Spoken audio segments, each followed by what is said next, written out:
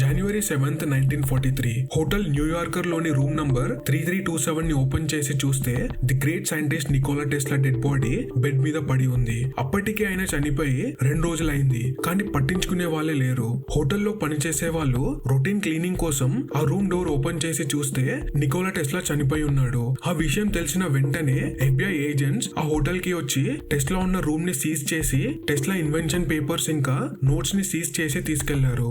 FBI agents భయపడే అంత Tesla secret files లో ఏమున్నాయి, వరల్డ్ లో ఏ పాయింట్ కైనా వైర్స్ లేకుండా ఎలక్ట్రిసిటీ సప్లై చేసే ఎక్స్పెరిమెంట్ ని ఎందుకని మధ్యలో ఆపేయాల్సి వచ్చింది. ఫస్ట్ రేడియో సిస్టమ్ ని బిల్డ్ చేసింది టెస్లా, కానీ టెస్లావి 17 పేటెంట్స్ ని కాపీ కొట్టిన మార్కోనికి మాత్రం నోబెల్ ప్రైజ్ ఇచ్చారు. ఎన్నో అప్స్ అండ్ డౌన్స్ ని ఎదుర్కొన్న under rated scientist Nicola Tesla గురించి మనం ఈ వీడియోలో తెలుసుకుందాం. మన ఇంటికి ఎలక్ట్రిసిటీ ఎలా వస్తుంది అని ఎప్పుడైనా థింక్ చేశారా? ఇప్పుడు మనం పే చేసే ఎలక్ట్రిసిటీ బిల్ నే మనం చాలా ఎక్కువ అనుకుంటాం, కానీ నికోలా టెస్లా లేకపోయి ఉంటే మనం ఇప్పుడు పే చేసే ఎలక్ట్రిసిటీ బిల్ కంటే 10 to 20 టైమ్స్ ఎక్కువ పే చేయాల్సి వచ్చేది. టెస్లా ఇన్వెంట్ చేసిన ఏసీ కరెంట్ సిస్టమ్ వల్ల మనం ఈ రోజు ఎలక్ట్రిసిటీని చాలా తక్కువ కాస్ట్ తో ఉపయోగించగలుగుతున్నాం. లేదంటే డీసీ సిస్టమ్ వల్ల చాలా కాస్ట్ బేర్ చేయాల్సి వచ్చేది. అది ఎలా అంటే, థామస్ అల్వా ఎడిసన్ బల్బీ కనిపెట్టక ముందు అందరూ క్యాండిల్స్ లేదా దీపాలతో కాలం గడిపేవారు. ఎడిసన్ బల్బ్ ని కనిపెట్టిన తర్వాత అందరూ ఆ బల్బ్ ని యూజ్ చేయడం మొదలు పెట్టారు. ఇక్కడి వరకు అంతా బానే ఉంది, కానీ ఆ బల్బ్ వెలగాలి అంటే దానికి కరెంట్ అవసరం. దానికోసం ఎడిసన్ డీసీ కరెంట్ ని యూజ్ చేసేవాడు, అంటే డైరెక్ట్ కరెంట్. బల్బ్స్ తో పాటు ఎలక్ట్రిసిటీని కూడా సప్లై చేసి ఎడిసన్ బాగా సంపాదించుకున్నాడు. డీసీ సిస్టమ్ ని స్టాండర్డైజ్ చేసి మార్కెట్ లో మోనోపలీ క్రియేట్ చేసి ఫుల్ క్యాష్ చేసుకున్నాడు. కానీ ఇక్కడ ఒక ప్రాబ్లం ఉంది. డిమాండ్ పెరిగే కొద్దీ లాంగ్ డిస్టెన్స్ కి ఎలక్ట్రిసిటీని సప్లై చేయాల్సి వచ్చింది. కానీ డీసీ కరెంట్ ని లాంగ్ డిస్టెన్స్ సప్లై చేయాలి అంటే ప్రతి ఒక్క కిలోమీటర్ కి ఒక పవర్ స్టేషన్ ని పెట్టి ఎలక్ట్రిసిటీ సప్లై చేసేవాళ్ళు. కానీ ప్రతి కిలోమీటర్ కి ఒక పవర్ స్టేషన్ ని పెట్టాలి అంటే కాస్ట్ కూడా ఎక్కువ అయ్యేది. ఆ కాస్ట్ భారాన్ని మొత్తం కస్టమర్స్ పైనే వేసేవాళ్ళు. దానివల్ల కస్టమర్స్ కి ఎలక్ట్రిసిటీ బిల్ కూడా చాలా ఎక్కువ వచ్చేది.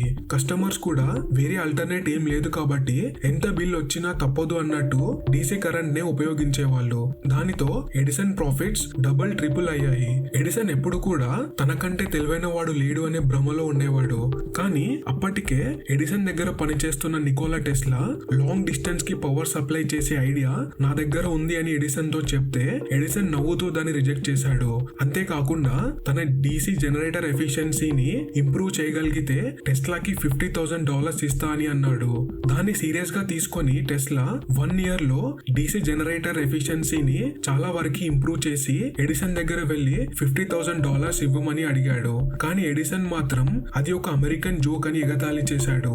ఎడిసన్ తనని మోసం చేశాడని టెస్లా ఎడిసన్ కంపెనీని వదిలేసి తన సొంతంగా Tesla electric and light manufacturing అనే కంపెనీని పెట్టి డీసీ ఆర్క్ లైట్ సిస్టమ్ ని ఇన్వెంట్ చేసి పేటెంట్ సంపాదించాడు.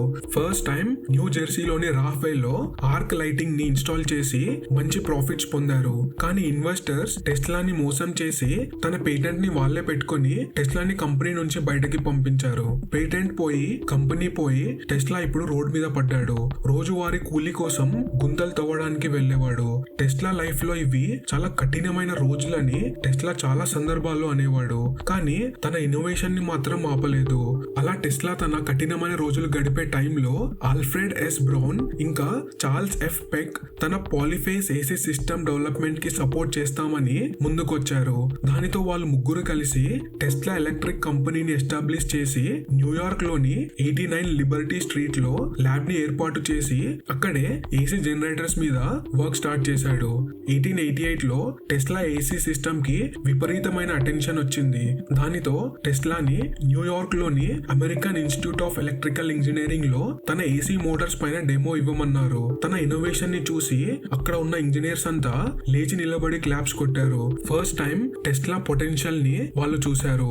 ఫుల్ ప్రాఫిట్స్ తో ఎడిసన్ ఒక వైపు ఉంటే ఇంకో వైపు టెస్లా తన ఏసీ సిస్టమ్ ని లార్జ్ స్కేల్ కి తీసుకెళ్లడానికి ప్రయత్నిస్తున్నాడు. అప్పుడే ఎడిసన్ కి రైవల్ అయిన జార్జ్ వెస్టింగ్ హౌస్ టెస్లాని కలిశాడు. జార్జ్ వెస్టింగ్ హౌస్ ఒక ఇండస్ట్రియలిస్ట్ మరియు ఇన్వెంటర్. తను ఆల్టర్నేటింగ్ కరెంట్ ని ట్రాన్స్మిట్ చేసే ఒక ప్రాక్టికల్ సిస్టమ్ కోసం వెతుకుతున్న టైం అది. లక్కీగా వెస్టింగ్ హౌస్ టెస్లాని అక్కడ చూడగానే వెంటనే టెస్లా యొక్క కీ ఏసీ పేటెంట్స్ అయిన మోటార్స్, ట్రాన్స్ఫార్మర్స్ ఇంకా పవర్ ట్రాన్స్మిషన్స్ ని $60,000 క్యాష్ ఇచ్చి కొన్నాడు. ఇంకా టెస్లాకి రాయల్టీగా ప్రతి ఏసీ హార్స్ పవర్ కి $2.5 ఇస్తా అని రాయల్టీ కాంట్రాక్ట్ సైన్ చేసుకున్నాడు. అలానే టెస్లాని 1 year కి హైర్ చేసుకొని ఎవ్రీ మంత్ $2,000 పే చేశాడు. ఫినాన్షియల్ గా స్ట్రగుల్ అవుతున్న టైంలో ఇంత పెద్ద గోల్డెన్ ఆఫర్ ని టెస్లా యాక్సెప్ట్ చేసి వెస్టింగ్హౌస్ కంపెనీకి తన ఏసీ సిస్టమ్ పేటెంట్స్ ని ఇచ్చేశాడు. టెస్లా ఇన్వెంట్ చేసిన ట్రాన్స్ఫార్మర్ ని యూజ్ చేసి లాంగ్ డిస్టెన్స్ కి అల్టర్నేటింగ్ కరెంట్ ని పంపేవాళ్ళు. తక్కువ ఖర్చుతో 100 కిలోమీటర్ దూరం ప్రయాణించేది. దానితో వెస్టింగ్హౌస్ కంపెనీ పవర్ ప్లాంట్స్ ని సిటీ అవుట్స్కర్ట్స్ లలో బిల్డ్ చేసి అక్కడ నుంచి ఈజీగా ఏసీ సిస్టమ్ ని ప్రతి ఇంటికి చాలా తక్కువ కాస్ట్ కి అమ్మేవాళ్ళు. తక్కువ కాస్ట్ కి రావడంతో స్లోగా అందరూ ఏసీ కరెంట్ వైపు షిఫ్ట్ అయ్యారు. దానితో వెస్టింగ్హౌస్ కంపెనీ ప్రాఫిట్ లోకి వెళ్ళింది. $2.5 per హార్స్ పవర్ రాయల్టీ ఉండడంతో టెస్లాకి కూడా పెద్ద మొత్తాన రాయల్టీ వచ్చేది. ఇది ఇలా ఉండగా అందరూ ఏసీ కరెంట్ ని ఉపయోగించడంతో ఎడిసన్ డీసీ కరెంట్ కి డిమాండ్ తగ్గింది. దాన్ని జీర్ణించుకోలేక ఎడిసన్ ఎలాగైనా వీళ్ళని దెబ్బతీయాలని నిర్ణయించుకొని ఫేక్ ప్రొపగండా స్టార్ట్ చేశాడు. ఏసీ కరెంట్ చాలా డేంజరస్ అని, అది మనుషుల ప్రాణాలను తీస్తుంది అని ఒక ఫేక్ ప్రొపగండా స్ప్రెడ్ చేశాడు. ఏకంగా ఒక రోజు ఎడిసన్ జైలు శిక్ష అనుభవిస్తున్న ఒక ఖైదీని ఎలక్ట్రిక్ చైర్ కి కట్టి వెస్టింగ్ హౌస్ జనరేటర్ తో ఏసీ కరెంట్ ఉపయోగించి ఆ ఖైదీకి ఎలక్ట్రిక్ షాక్ ఇచ్చి చంపేశాడు. అంతటితో ఆగకుండా ఒక హార్స్ ని ఇంకా ఒక ఎలిఫెంట్ ని కూడా చంపి ఏసీ కరెంట్ సిస్టమ్ చాలా డేంజర్ అనే ప్రొపగండా స్ప్రెడ్ చేశాడు. కానీ ఎడిసన్ ఎన్ని స్టంట్స్ వేసినా ప్రజలు మాత్రం టెస్లా ఏసీ సిస్టమ్ కే ప్రిఫరెన్స్ ఇచ్చారు. ఆల్రెడీ వెస్టింగ్హౌస్ కంపెనీ పైన బ్యాడ్ ప్రొపగండా స్ప్రెడ్ చేస్తున్న ఎడిసన్ కి ఇంకో షాక్ తగిలింది. షికాగోలో వరల్డ్స్ కొలంబియన్ ఎక్స్పోజిషన్ కి బిడ్ ఇన్వైట్ చేశారు. ఎడిసన్ మరియు జార్జ్ వెస్టింగ్హౌస్ ఇద్దరు బిడ్ కి అప్లై చేశారు. కానీ వెస్టింగ్హౌస్ కంపెనీ ఆ కాంట్రాక్ట్ ని గెలిచి ఆ ఫెయిర్ లో టెస్లా ఇన్వెంట్ చేసిన మోటార్స్ తో వేలాది లైట్స్ తో ఆ ఫెయిర్ లోని విజిటర్స్ ని మెరిపించారు. దానితో టెస్లా ఫేమ్ కూడా పెరగడం మొదలైంది. కానీ టెస్లాకి మనీ ఫేమ్ కంటే వరల్డ్ కి తన వంతు ఏదో చేయాలన్న తపనే ఎక్కువ ఉండేది. అది అలా ఉండగా టెస్లా పేటెంట్ ని యూజ్ చేసి వెస్టింగ్హౌస్ కంపెనీ ఒక పెద్ద పవర్ స్టేషన్ ని బిల్డ్ చేసింది. అది నయాగరా వాటర్ ఫాల్స్ నుంచి హైడ్రో ఎలక్ట్రిక్ పవర్ ని జనరేట్ చేయడం. ఇది వరల్డ్ లోనే first AC hydro power project.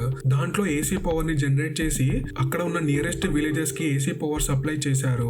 ఈ ప్రాజెక్ట్ సక్సెస్ అవడంతో టెస్లా ఇన్వెన్షన్స్ కి ఒక రికగ్నిషన్ వచ్చింది. అప్పటి నుంచి అల్టర్నేటింగ్ కరెంటే ఎలక్ట్రిసిటీ జనరేషన్స్ లో గ్లోబల్ స్టాండర్డ్ గా మారింది. ఇప్పటికీ hydro power plants alternating current నే జనరేట్ చేస్తాయి. అలా ఒకదాని వెనుక ఒక సక్సెస్ తో వార్ ఆఫ్ కరెంట్స్ లో నికోలా టెస్లా మరియు జార్జ్ వెస్టింగ్హౌస్ ఎడిసన్ మీద గెలిచారు. రాయల్టీతో వచ్చే మనీతో టెస్లా తన ఫ్యూచర్ ఇన్వెన్షన్స్ పై ఫోకస్ చేయడం ప్రారంభించాడు. సొంతంగా ఒక ల్యాబ్ ని ఏర్పాటు చేసుకొని దాంట్లో ఎక్స్పెరిమెంట్స్ చేయడం మొదలు పెట్టాడు. అంతా బాగా నడుస్తుంది అన్న టైంలో నికోలా టెస్లా లైఫ్ లో ఒక బ్యాడ్ డే రానే వచ్చింది. వెస్టింగ్ హౌస్ కంపెనీ ఫినాన్షియల్ స్ట్రగుల్ ఎదుర్కొంటున్న రోజులు అవి.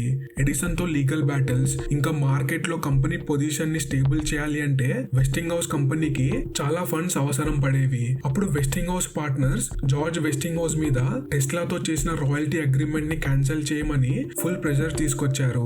లేదంటే మనం మార్కెట్ లో నిలబడలేక దివాలా తీయాల్సి వస్తుందని భయపెట్టారు.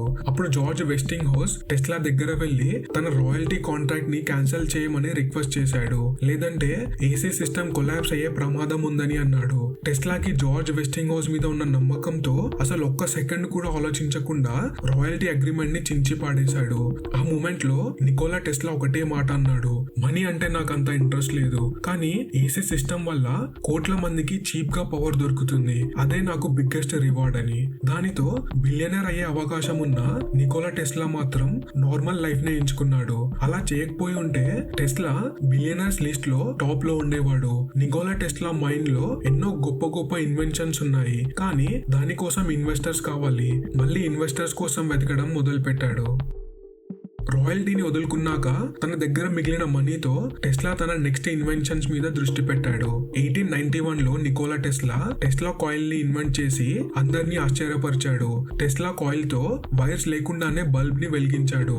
మనం ఇప్పుడు చూస్తున్న స్మార్ట్ ఫోన్స్ లోని వైర్లెస్ ఛార్జింగ్ టెస్లా ఇన్వెన్షన్స్ ని బేస్ చేసుకుని బిల్డ్ చేసిందే. అన్ని వదులుకొని ఫ్యూచర్ ఎక్స్పెరిమెంట్స్ మీద ఫోకస్ చేస్తున్న టెస్లాకి మార్కోని రూపంలో గట్టి దెబ్బ తగిలింది. 1901లో టెస్లావి 17 పేటెంట్స్ ఎక్స్పెరిమెంట్స్ ని యూజ్ చేసి Marconi first trans Atlantic wireless signal ని సెండ్ చేసి రేడియోని ఇన్వెంట్ చేశాడు. దానికి నోబెల్ ప్రైజ్ కూడా ఇచ్చారు. కానీ జూన్ 21, 1943 లో US supreme court radio patents విషయంలో టెస్లాని ముందుగా ఇన్వెంట్ చేశాడని తీర్పునిచ్చింది. కానీ ఆ తీర్పు వినడానికి నికోలా టెస్లా బ్రతికిలేడు. ఆయన 1943 జనవరి 7th నే మరణించాడు. అంతేకాదు 1898 లోనే first time radio control boat ని వైర్లెస్ గా కంట్రోల్ చేసి రోబోటిక్స్ మరియు డ్రోన్స్ ఏజ్ కి నికోలా టెస్లా పునాది వేశాడు. ఇవాళ మనం యూజ్ చేసే radios, televisions, cell phones, wifi devices అన్ని కూడా టెస్లా ప్రిన్సిపల్స్ మీదనే వర్క్ అవుతున్నాయి. కానీ టెస్లా మాత్రం అండర్ రేటెడ్ సైంటిస్ట్ గా ఉండిపోయాడు. ఇవన్నీ ఒక ఎత్తు అయితే నికోలా టెస్లా ఇంకో అడుగు ముందుకేసి తన విజన్ తో వరల్డ్ మొత్తానికి వైర్ లేకుండా పవర్ ఇచ్చేలాగా ఎక్స్పెరిమెంట్స్ మొదలు పెట్టాడు. టెస్లా యొక్క అన్ని ప్రయోగాలలో most visionary experiment wireless power transmission. Earth మరియు దాని అట్మాస్ఫియర్ ని యూజ్ చేసి ఎలక్ట్రికల్ ఎనర్జీని వైర్స్ లేకుండా గ్లోబ్ లో ఏ పాయింట్ కైనా ఎలక్ట్రిసిటీని ట్రాన్స్మిట్ చేయవచ్చని టెస్లా నమ్మాడు. 1899 లో జరిగిన కొలరాడో స్ప్రింగ్స్ ఎక్స్పెరిమెంట్స్ ఈ డైరెక్షన్ లో చాలా క్రూషియల్ స్టెప్. ఆ ఎక్స్పెరిమెంట్ లో టెస్లా డజన్స్ ఆఫ్ మైల్స్ దూరంలో ఉన్న ల్యాంప్స్ ని వైర్స్ లేకుండానే వెలిగించాడు. వైర్లెస్ ట్రాన్స్మిషన్ కోసం 1901 లో న్యూయార్క్ లోని లాంగ్ ఐలాండ్ లో వార్డెన్ క్లిఫ్ టవర్ ని బిల్డ్ చేసి తన ఎక్స్పెరిమెంట్ స్టార్ట్ చేశాడు.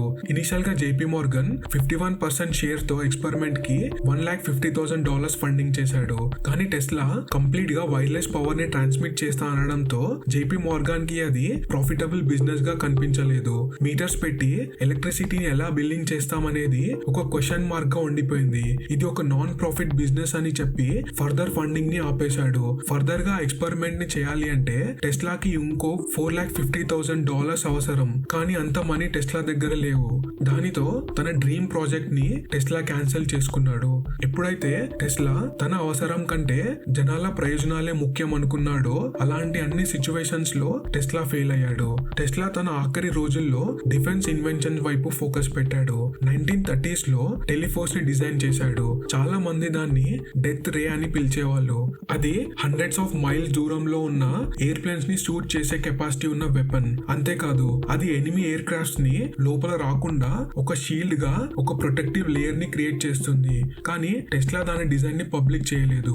ఎలాంటి డెమోన్స్ట్రేషన్ కూడా ప్రజలకి ఇవ్వలేదు. అందుకే టెస్లా మరణించగానే తన ఉన్న హోటల్ రూమ్ ని సీజ్ చేసి తన ఇన్వెన్షన్స్ రిలేటెడ్ అన్ని పేపర్స్ ని క్లాసిఫైడ్ చేసి సీజ్ చేశారు. దాంట్లో ఒక మిస్టీరియస్ బాక్స్ లో డెత్ రే కి సంబంధించిన పేపర్స్ ని 1945 లో write Patterson air force base కి ఎవల్యూషన్ కోసం పంపించారు. అక్కడ ప్రాజెక్ట్ నిక్ అని ఒక ప్రోగ్రామ్ ని ఫండ్ చేసి టెస్లా ఐడియాని టెస్ట్ చేయడానికి ట్రై చేశారు. కానీ ఆ రిజల్ట్స్ ఇప్పటి వరకు పబ్లిష్ చేయలేదు. కానీ 1952 లో టెస్లా నెఫ్యూ లీగల్ బ్యాటిల్ చేశాక మిగిలిన ఫైల్స్ ని యుగోస్లేవియాలోని బెల్గ్రేడ్ కి పంపారు. దాంట్లో కూడా టోటల్ గా 80 ట్రంక్స్ లో పేపర్స్ ఉంటే కేవలం 60 ట్రంక్స్ నే పంపించారు. ఇప్పటికీ ఆ ఫైల్స్ ని బెల్గ్రేడ్ లోని మ్యూజియం లో మనం చూడొచ్చు. కానీ ఆ మిస్సింగ్ ఫైల్స్ మాత్రం ఇప్పటి వరకు బయటికి రాలేవు. 300 పైగా పేటెంట్స్ తో మోడర్న్ వరల్డ్ లో దాదాపు ప్రతి డివైస్ వెనుక టెస్లా హ్యాండ్ ఉంది. కానీ తన పేరు మాత్రం టెక్స్ట్ బుక్స్ లోని పేపర్స్ లోనే ఉండిపోయింది.